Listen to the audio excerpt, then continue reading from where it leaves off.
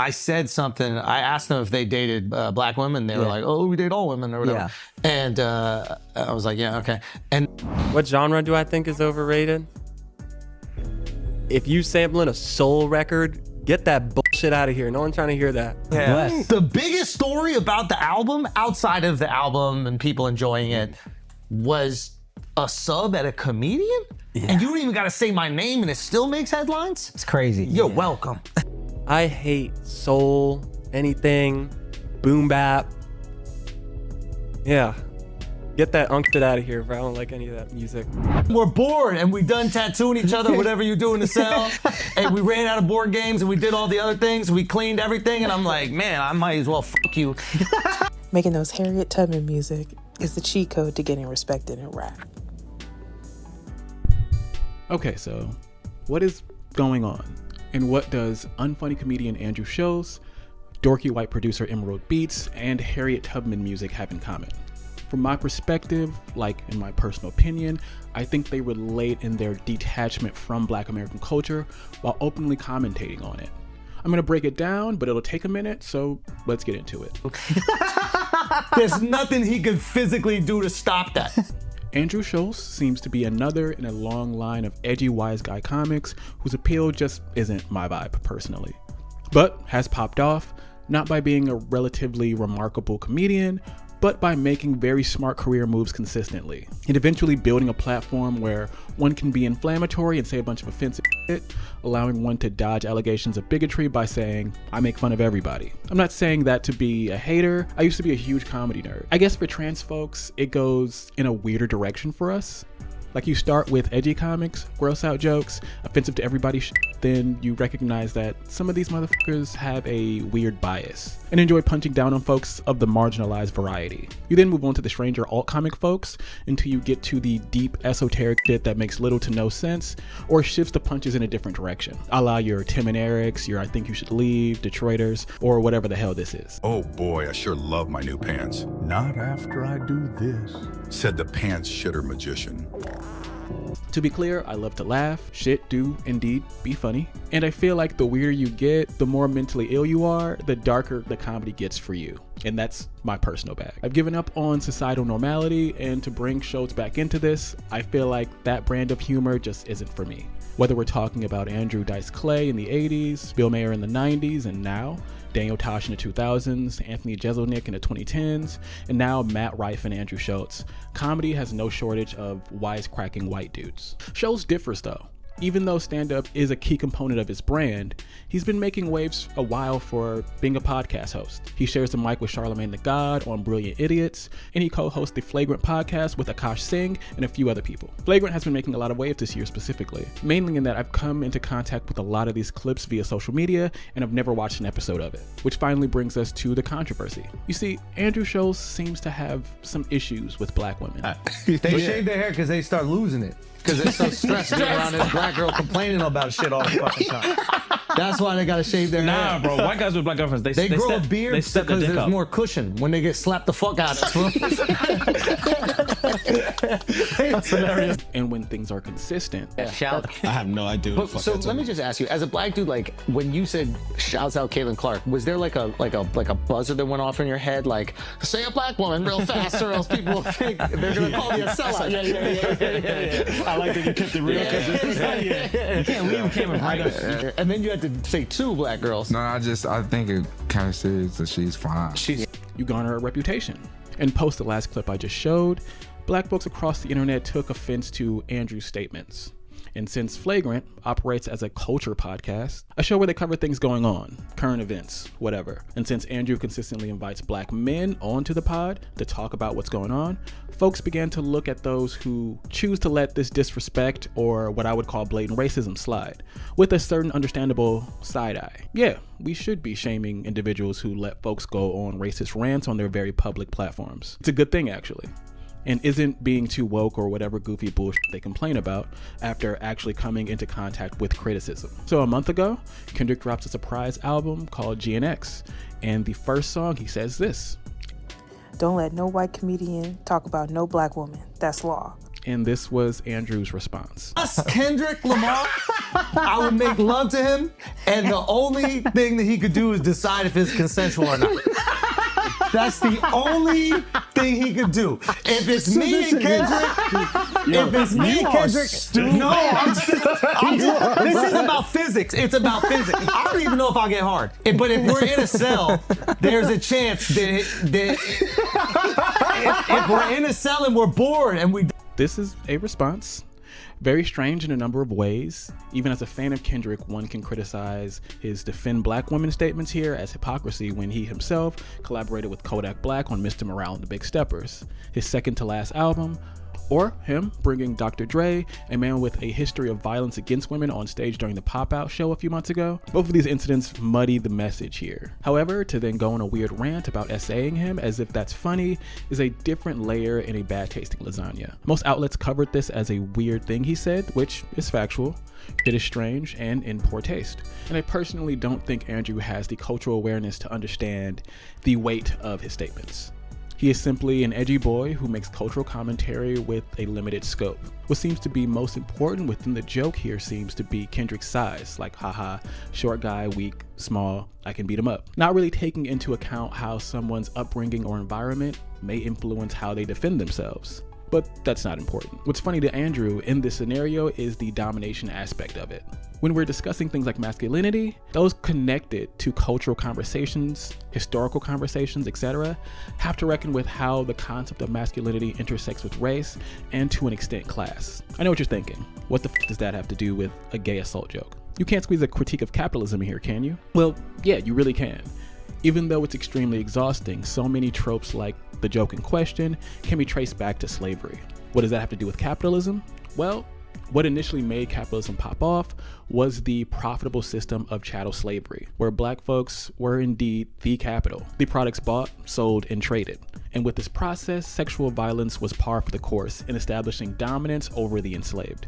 If there's one thing I want you to take away from this video, is that the consistent through line, sexual violence as a means of humiliation, is consistent within white supremacy and white mass culture. It's a tool of power constantly used in jokes by weird edgelords, powerful men who are monstrous titans of industry, and war criminals. اغلط بالعربي بالعبري يا بن زنا يا بن حرام.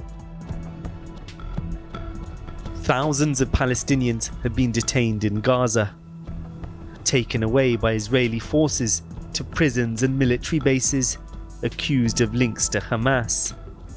Some will be fighters, but many are just civilians. Those released allege horrific torture. Am I saying that Andrew intentionally made these comments with all of this malice and intent in mind? No. Not really. What I am saying is that he feels comfortable making these comments because, as a person of prominence emboldened within the cultural commentary space, it's important for him to wield and throw around the power of humiliation to those who hold him accountable. Not even accountable, just to those who criticize him. The cultural connections between this country's historic and ingrained dehumanization of black bodies doesn't occur to him because he has an extractive relationship to the culture in the first place. Making jokes about how violent black women are, or how easy it is for him to talk about violating a black man. Those are things that are consistently funny to him, and keeps these clips relevant in the discourse economy, earning him more money and attention. Now, does that mean that he'll garner a community that is a little less sympathetic to black and brown folks and a little more antagonistic to black women? Maybe. But if that happens, he can depend on Charlemagne to validate his place within the culture and protect him from the racism allegations. It's a never-ending game of manufacturing outrage by being a little inflammatory, building a space, getting famous guests, asking outlandish questions, saying something a little out of pocket, getting called out, rinse and repeat. The larger scope of this, though, on a grander scale, what we see in viral media, what we're consuming, folks getting oddly meaner all of a sudden, more reactionary, when in reality, all of these things is a symptom of white supremacy in this country. Folks will try to convince you that it's not that deep and that you should make fun of folks who care, but nah. It's okay to think critically. What's annoying about these conversations and certain comedians who aren't that funny is that they feel so cozy extracting from black cultural spaces, talking to rappers, leaders in the black radio market, or to other black creatives for clout, and then cry to them once they receive a little backlash for their own actions. The context of slavery I mentioned a little bit ago is important because I believe this country has never fully been in conversation with its extractive relationship with black art, mainly because it still depends on it. They need to constantly discuss us because we construct so much of the popular culture here in the first place. And when you get their piece of the pie, those who profited from black culture feel eager to disparage black art or culture for a headline. You know, yeah, on a new project, there's gonna be country, there's gonna be rock, folk, hip hop, everything that you can imagine. No, I'm not a rapper. I'm an artist, you know. I don't make rap music, you know. I might rap, but I'll make rap music. You can't really categorize it or put me in a box or anything, you know. And I just want to be myself and, you know, keep working. Talk shit about black women. They grow a beard because there's more cushion when they get slapped the fuck out of. Or tell us how they actually feel about black art without addressing who they're actually talking about. Your fucking self. Everybody gets these jokes over here. Yo, this guy been telling me for a year straight Indians fuck mud. What you gonna do? Listen. Time and time again, every time black folks attempt to have meaningful conversations about how non-black folks engage in our culture, these white creators hop onto their platforms to talk shit about us and tell us we aren't qualified to speak. Put it up on YouTube because I'd only be doing them a favor. Like, a lot of these guys don't have a lot of motion. That's like, they just don't, right? So I would be helping them. Why? Because they feel like their voices are more important than ours. It's how we get statements like this. Do I think is overrated? If you sampling a soul record, get that bullshit out of here. No one's trying to hear that. I hate soul, anything, boom bap. Yeah. Get that Unc Shxt out of here, bro. I don't like any. For the unfamiliar, this is Evan Charles Ellicott, professionally known as EMRLD Beats, a producer famous for working with other rappers. He's worked with hard hitters like Lil Mabu, NLE Choppa, Lil TJ, Trippie Redd, and that 150 Foreign Kodak Black song that has a Donald Trump feature. I will fight for you with every breath in my body, and I... Yeah, I didn't know this song existed until I looked him up. And I know what you're thinking. Ew, gross. And to the old heads or women watching who have no idea who any of those names are, don't worry, Donald Trump doesn't have a verse in the song. At best, it's a very run-of-the-mill drill track from an artist that fell off harder than whatever the hell Smokey Robinson seems to be doing now.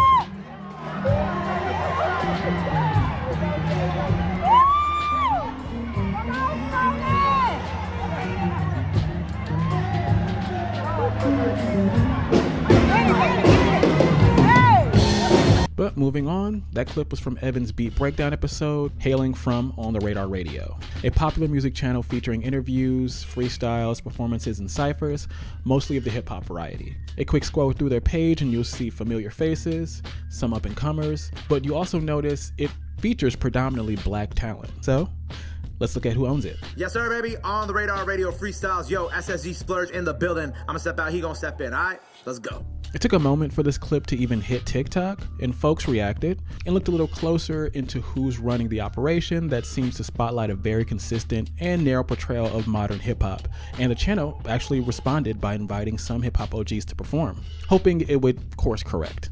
But this isn't a new phenomenon. Whether we're talking about DJ Vlad, Tim Westwood, or Trap Lord Ross, YouTube is seemingly full of moneyed white folks profiting off of black talent, while either harboring some level of anti-black sentiment, or maybe they are greatly disconnected from the black musical culture, hyper-focusing on hip-hop as their niche interest, while not understanding the broader social or musical context. Meaning they're more than ready to absorb and discuss hip-hop media while not really appreciating the culture around it. They lack in care for the creative roots cultivated through the black struggle in this country that allow black music within the large cultural landscape to sustain a culture of constant creation. For generations, you cannot detach hip-hop from its broader musical landscape that created it. For the uninitiated, and as I mentioned before in one of these videos, hip-hop as it exists is the product of a patchwork ingenuity. Folks coming together, using the music of their parents and and grandparents and repurposing it. It's this constant respect and appreciation for these older records that helped shape hip-hop in the first place and created the very profession that made Evan's career possible. Like little white dudes speaking in a sample black accent while talking shit on an art form that they're directly profiting from is the epitome of goofy behavior, and will more than likely make it hard for them to work with culturally rooted artists in the future. With that said, he feels so emboldened to speak this harshly regarding older black music because that certain space within the hip-hop conversation is very homogenized, meaning it's samey shit. There's plenty of talent in this corner of modern hip-hop for sure. One note of criticism is that there isn't a lot of time and care put into the material, in my opinion. It's very Drake-coded, where many artists put out a ton of material over a short period of time, releasing 2 or 3 full-length projects a year, all with 10+ songs. And on these projects, maybe 1 or 2 will be added to playlists you like, and you'll click on that artist 6 months down the road and find out they dropped 2 more mixtapes or albums. Some of this stuff is made so quickly and thrown up on streaming platforms that it's just sucked into the void, or hits the streaming lottery, goes viral on TikTok, or happens to fall into the right playlist on the right day. The fast-paced production economy makes way for folks like Evan who don't really appreciate the culture and are looking to come up in the hip-hop scene by making type beats until one day they hit the jackpot. Well, I can't say that. I listened to a few of his beats and he's definitely very talented. What I am more interested in though is when this style of hip hop is no longer profitable, where would he pivot? Producers, at least from my vantage point, are very important components within the music making process. They're basically directors for our ears, if that makes any sense. They decide how we hear what we're listening to. Well, they're part of it. There's also like audio engineers and other folks, but you know what I mean. So if Evan feels like having older black voices in the mix is overrated, what does that say about how he engages with black art overall? Does he interact with black people in black art when he's not working? What are some of his favorite records? There's a long and storied history of music execs or producers taking every opportunity to extract from the black talent that they work for, be it Michael Jeffrey, Jimi Hendrix's manager, who stole the rights to some of his most popular songs and siphoned Jimmy's income into offshore banking accounts, or the very odd tale of Frank Farian, who managed to scam the soul and R&B music industry multiple times by running the same scheme.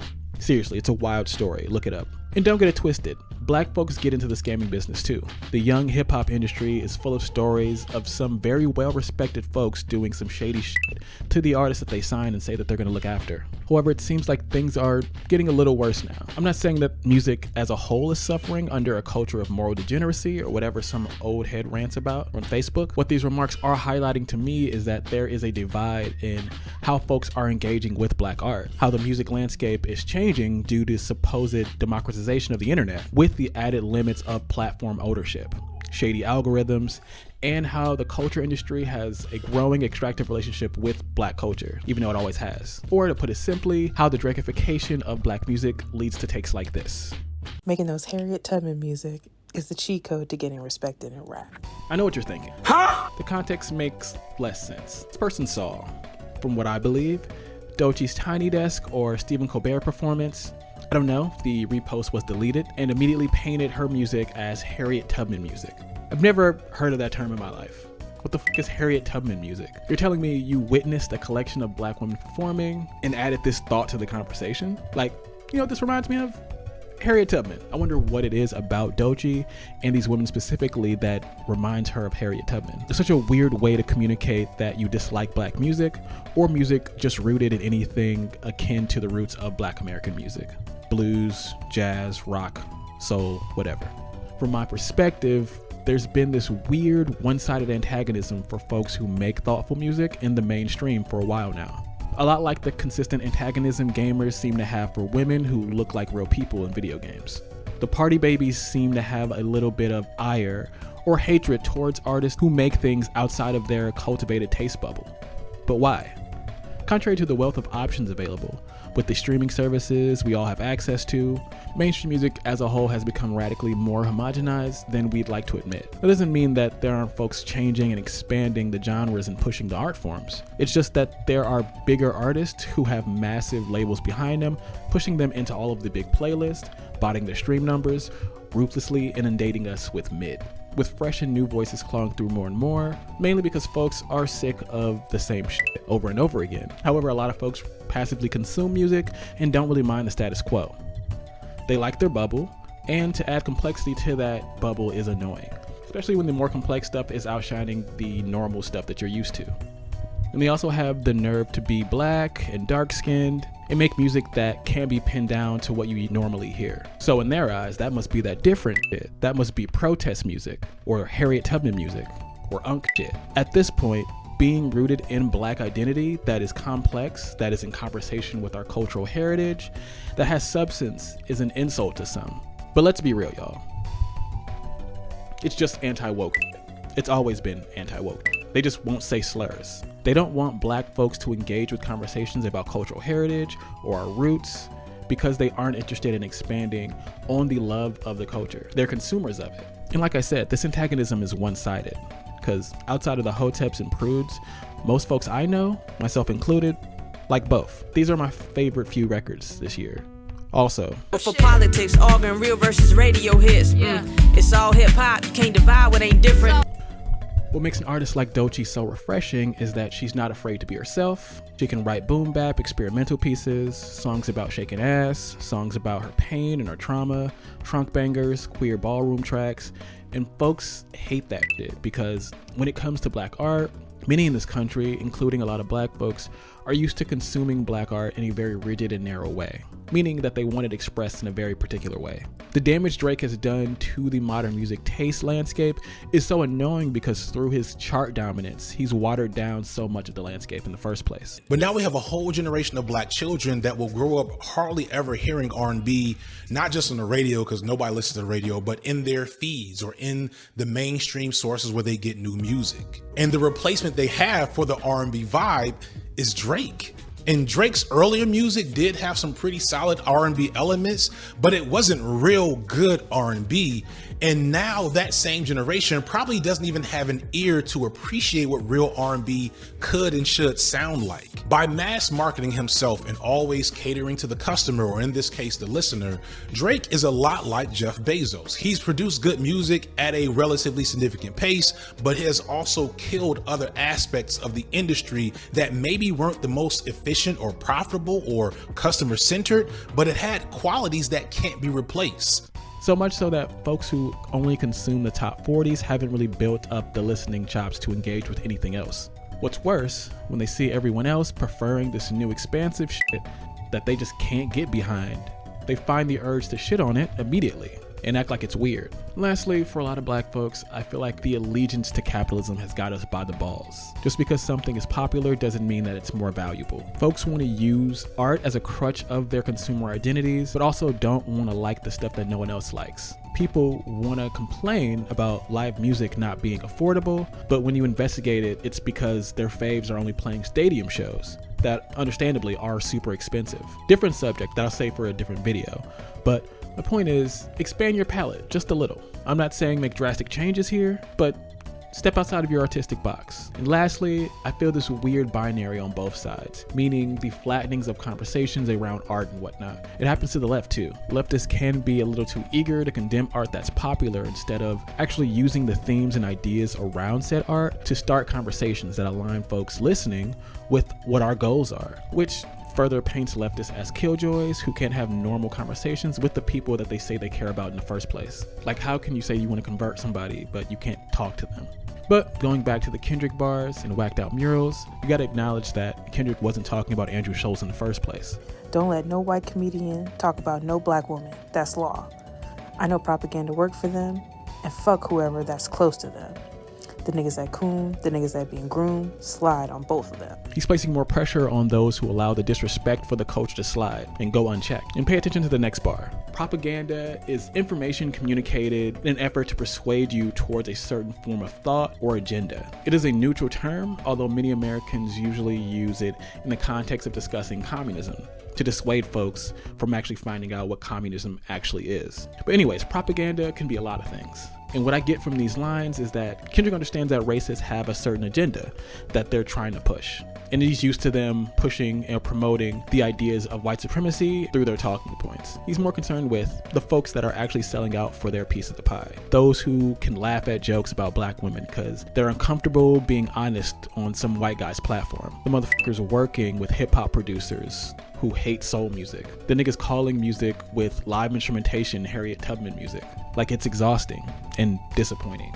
But that's just my opinion that I am entitled to make. Remember, y'all love saying that shit all the time to excuse the absolute dog shit I hear come out of y'all mouths. Okay, let me chill. But that's just what I think. The party really needs to die, in my opinion. But what is your take? Drop your favorite Harriet Tubman artist below. Just kidding, do not do that. If you made it this far, leave a book emoji in the comments or something. And if you like the video, make sure to like the video. And if you really like my stuff, consider joining my Patreon like the folks scrolling by now. Here you can find exclusive content, drum bids, and early access to videos like this, amongst other things. This was a little less structured and more just trains of thought. So if you like this style, let me know. And with that, peace. Nobody would understand this if you weren't on TikTok at this exact moment, but right now there's a white DJ with a backwards fitted on holding a D'Angelo Black Messiah 10-year anniversary listening party on TikTok Live, and his Cash App is linked for tips, for money, because he's playing the album.